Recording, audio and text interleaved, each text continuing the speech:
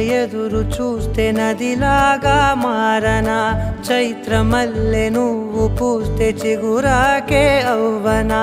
నన్నే వరించే యువరాజును అంట నీ యువరాణి